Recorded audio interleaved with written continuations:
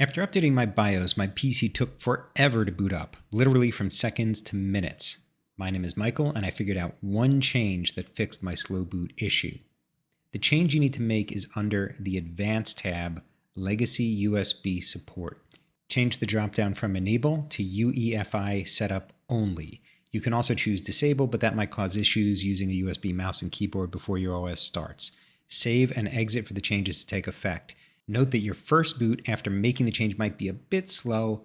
Give it another restart and check if the issue is fixed. I confirmed this fix when I shared it with fellow Redditor BeckerThorne. Becker made the change, and bam, no more slow boot either.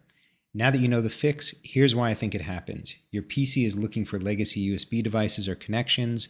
This takes time and delays your boot. So that's just my guess. Let me know if you have a guess. Put it in the comments below, and also let me know if you made this change and it worked for you.